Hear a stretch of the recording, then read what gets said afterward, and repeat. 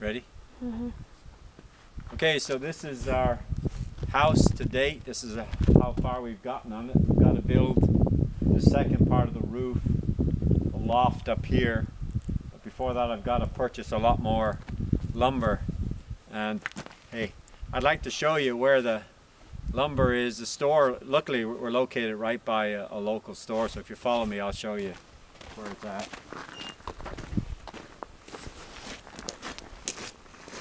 We actually have two different stores, one over there and one over here that we go to. No, you can't see that one yet, Debbie. So you weren't supposed to do that. Anyway,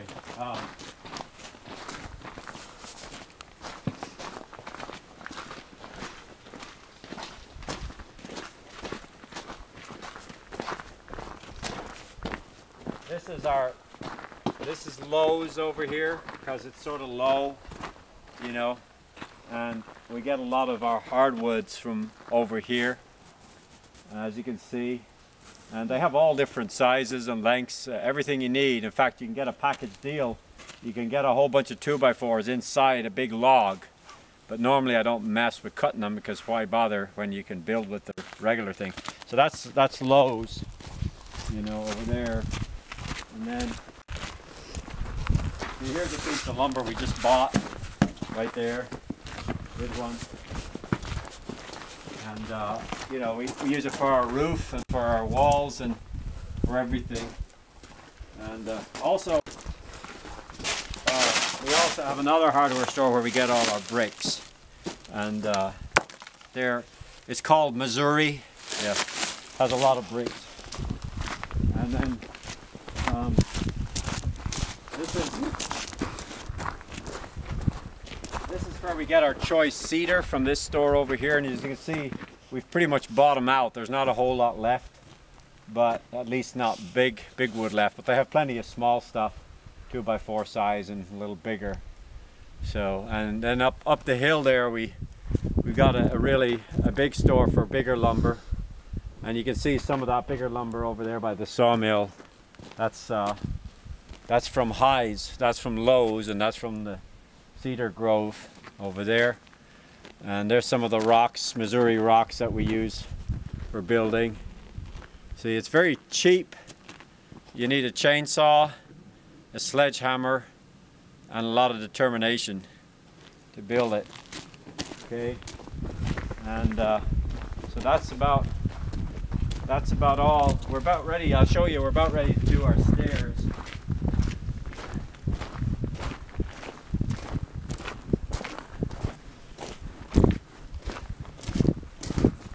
So we're going to have a cathedral ceiling here and two lofts on either end. It's 50 by 30.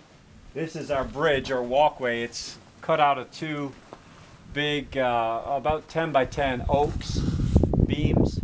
I like to leave it a little rough. My wife likes it that way, to see a little bit of the rough tree in there rather than just a pure beam. And also because I don't have a lot of big wood, I have to cut economically, and that means not totally stripping away everything from the outside, but getting the minimal amount to take off and still have a sizable piece of wood. So anyway, it's mostly cedar, but some of our spanning beams where they're going to bear all the weight of like large Americans walking across it, it needs to be pretty strong. So yeah, so that's that. And then our stairs, we're going to use these two logs we just purchased from Lowe's over here.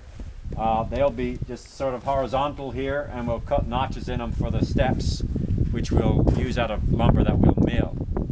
So the boys are just about ready to mill some lumber for the walkway here, so that we can walk across it, and that'll probably be made out of black walnut. We have a lot of short logs because black walnut grows like this, and so you don't get a lot of good lumber out of it, but even the stuff that people would normally chop up for firewood, we use it because you can cut short boards out of it, and I don't want to use my choice long wood for that. You know, normally the average sawmill worker wouldn't waste his time cutting a small piece of wood because there's a lot of movement involved.